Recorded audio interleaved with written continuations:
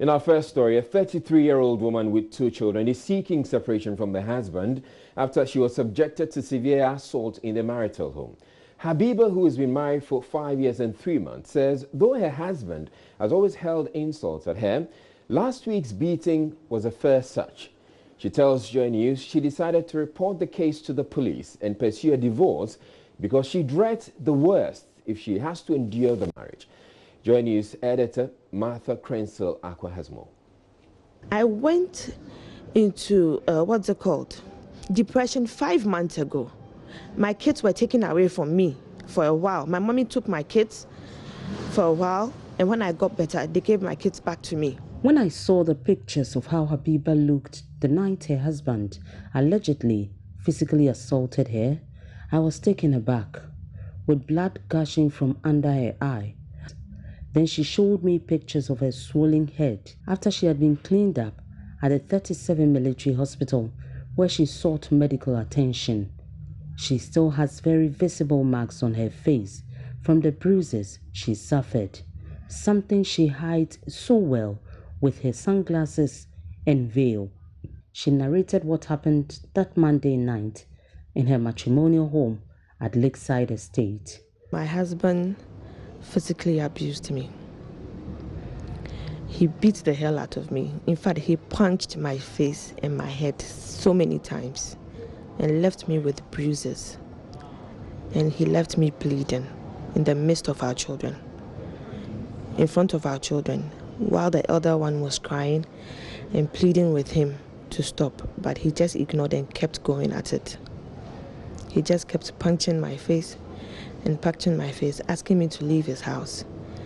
And he wants to make sure he destroys my face so no other man will see me and marry me again. So we had what started as an argument over decision to allow her husband spend time with his 3 other wives as she worked towards starting a new business did not go down well with the husband who had initially agreed. The horrifying ordeal of exchanging words, some of which were unprintable, and the physical assault that followed were witnessed by Habiba's 2 children, a 4-year-old and a 1-year-old. While the elder one was crying and pleading with him to stop, but he just ignored and kept going at it. He just kept punching my face and punching my face, asking me to leave his house. And he wants to make sure he destroys my face so no other man will see me and marry me again. While all this was going on, my daughter was crying. Daddy, stop beating mommy. Daddy, my mommy. Daddy, stop beating my mommy. But he kept going on at it. So now the baby was crying, the little girl was crying and begging, but he just didn't listen to them. Habiba recounts the punches were aimed only at her head and face, and her attempts to prevent them were fruitless. He had a ring on. He just kept, not the wedding band sort of, no, the men fashion rings, the silver rings, yes. So he kept throwing punches at me, left, right. I went down to protect my face, and I had both hands protecting my face, and now he was punching my head. So when I tried to remove one hand or both hands to protect my head, then he comes from down like an uppercut sort of, and then hits from beneath, punching from beneath. So I don't know at what point he punched under my eye, then blood gushed out and spilled onto the wall. Then blood was I was just bleeding from my nose onto the ground. Is it going to be the last blow? Is this going to be the last blow? But it kept on going. It kept on going till he was satisfied and said, "You can have me locked up." In Hausa, he said that you can have me locked up. I do not fear the law. So he walks out, opened the living room door wide out. He just had the door wide opened, opened the gates wide, took his car and sped off. In her words, when my husband was satisfied, he left me bleeding with broken glasses, table, and blood splattered on the wall, plus 2 children to console. She gathered the rest of the strength in her and drove to a nearby police station to lodge a complaint, where she was asked to go to a public hospital for a medical report. She recalls Her father was My shaking father, when we got there, I when called he him to saw come her. out. We called him on phone to come out that we were at the gate. We didn't get down. And my father was shaking at that particular moment.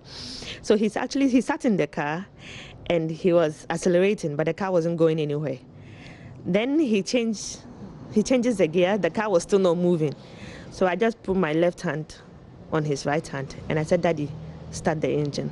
So that was when my father was able to really put himself together, started the engine, and then moved the car to 37. Habiba says she is done listening to pleas from family members whenever her husband abused her. She is this time going all out to get justice and save other women. But all he wants is to withdraw his name from media situation. because he's a media personality. And I'm not doing that. I've, in the past 2 years, heard about such stories where women die and nothing happens to the men, especially in our Islamic community. All we say is, it is God's doing, so let's leave it to God. That's all we say. It is God's doing, so let's leave it to God. If you should go to the Zongo community, you will find most women dying, especially in these polygamous homes. Most women just die out of being beaten or other issues, but nobody says anything. The only thing is, oh, it's God's doing. That's what God has arranged for the person, so let it be. Yes, we all believe in God. It's God's doing. But what steps have we taken to prevent these things? What steps have we taken to prevent these things? My husband gets away with these things. He's always telling me, get out of my house so I can go marry another woman. There are so many women. Get out of my house. I'm going to marry a new woman to come and put in this house. I built this house. Getting married is not expensive. Paying dowry is so cheap. 200 Ghana cedis and that is it. No anything else, nothing else. It's just dowry and that is it. 200 Ghana cedis and finish. Or 300 cedis, maximum 500 Ghana cedis. Martha Krenzelakwa, Joy News, Accra. Now, though such stories are quite common, many victims are unwilling to report to the police and prefer to suffer in silence. Victims such as Habiba, willing to share their stories publicly, are very rare. Well, the statistics available from the police do not say how many women or men were assaulted by their spouses. Now, we're joined via Skype right now by Angela Dramna Abwaji. She is a women's rights advocate and she is with the ARC Foundation. Thank you very much for making time to speak with us. Now, does what you make of Habiba's story, especially relating to Muslim women who she says are suffering in silence and wouldn't want to come out to talk about their cases? But the whole story, but it's not peculiar to the Muslim community. It's not peculiar to any particular ethnic group or status or class. Domestic violence cuts across the society. It's happening in many homes. In Ghana, the statistic has been, and it hasn't changed, that 1 out of 3 adult women who have been in a relationship, have suffered domestic violence, physical abuse from the hands of an intimate partner. So it's endemic. And it's not only Ghana, it's also global. Even in the countries that have very good social systems like the Nordic countries, you have 1 out of 5 women suffering domestic violence. So it's not peculiar to the Muslim communities. And even in terms of response, it doesn't really differ whether it's a Christian community, a Muslim community, or even the usual community. We have cultural responses, we have institutional responses, we have family responses, and all of these appear to heavily blame women for being victimized.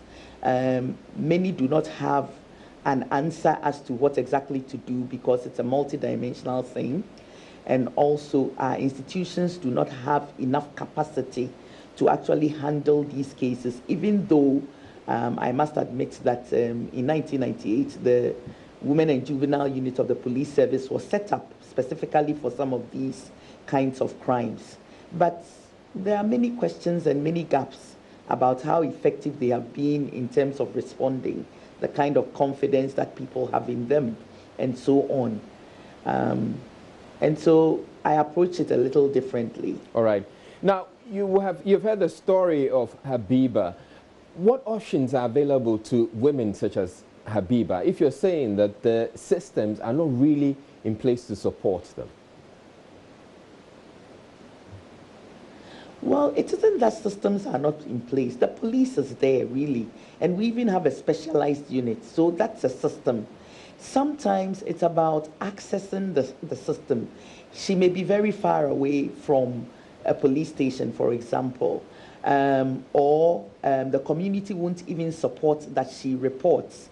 It means that as a country, we have not taken seriously the best approaches to resolving or at least addressing to a certain extent the issue of domestic violence, spousal battery, and such other kinds of violence. There are always four approaches. It comes back to the and same. anytime It comes one back of to the the approaches, same thing. It comes back to the same thing because if the systems are in place and yet they are not effective, it's as good as not being there. Well, it's better than nothing. There was a time when there was no DOFSU and we had more trouble because people didn't even believe it when we said that there was a lot of violence, particularly domestic violence in our society. We've come a long way from that era where people didn't even believe that we had so much domestic violence in our country. So there's something. We can't just say there's nothing. However, you see, there are four approaches. There's a preventive approach, the provision approach, the prosecution approach, and the protection approach. These 4 P's, as I call them, must be in place at any time in any society to be able to effectively or to a certain large extent handle domestic violence. The preventive approach is the kind where, there's a lot of education in the society, across communities, schools, everywhere, where we just say that, you can't do these things and get away with it. There are some people who appear to think it's a normal thing to abuse a woman, and they have to have, be sensitized and educated that no, it's a crime. It is also against the person's human rights, and you can be punished for it. Until we're able to do this kind of sensitization in a mass way and consistently, people will not just let go these kinds of attitudes. Secondly, when it happens, we must protect people. And that's where the police and the other legal systems and structures should come in. And then also there must be provision. When you go to the police, it's not just the police. You sometimes need the social services. You need a clinical psychologist. You need somebody who will help with maintenance of the children if it should come to that. So all the services that need to be provided when somebody has suffered this kind of violence must also be in place. Some of them are in place, but they are scattered. They are not coordinated. And that's one of the reasons why even though we have a law on domestic violence in this country, the structures set up under the law are not being given the kind of capacity they need to coordinate these activities. That's why I keep saying that it isn't as though there is nothing. There are some things, but somebody has to ensure that these things are working from ground up. Finally is the fourth one, the prosecution side. Anytime the state doesn't take these things seriously in terms of investigation and prosecution, impunity rises. Okay, so yes, some of the societies, abroad, like the Nordic countries, have done well with these 4 Ps. So even though they do have domestic violence, which is not going to stop anytime soon, okay, they're able to handle it to a certain large extent. All right. Much better than we have. Not because we don't have systems, all right, but because we are not ensuring that they work as they should. You talk about the fact that the 4 Ps are supposed to be in place, but you also indicate that these 4 Ps are not in place, which means that it will make it a lot more difficult for women who suffer or people who suffer these abuses to come out to speak about them openly, which means that they'll suffer in silence and sometimes they will die. I'm asking again, what options are available to people such as Habiba? Okay, So I want to insist again that there are aspects of the 4Ps in place. Habiba can still activate her rights with the police. Now, some of us have worked with organizations that have tried to handle these kinds of problems for a long time. So, unfortunately, we are not in the north.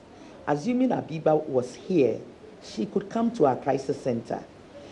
You see, the difference we would make is that because we are following the case, it's more difficult for the state agencies not to do what they're supposed to do. I'm not saying that it makes the approach perfect. It just happens that because people know that somebody is following up on a case, they are more likely to want to do it well because they know that you won't rest on your hours if they don't do what is expected. Okay, so in the past, for example, up north, the International Federation of Women Lawyers used to have a center that helped with people like Habiba. Because of funding constraints, some of these centers have gone down. But yet, I would say she shouldn't give up. In every district, there's a DOFSU. She should go to a DOFSU. And there are some sensitized police people there. If they don't do well, I mean, if she can find me somewhere on Facebook or wherever on the net, we could intervene to a certain extent. It's not totally hopeless. There are few systems and structures that can be activated on behalf of people like Habiba, so they don't just die in silence. All right. Thank you very much, Angela Dramnabaji is with the ARC Foundation. She's a gender rights advocate. We're moving on.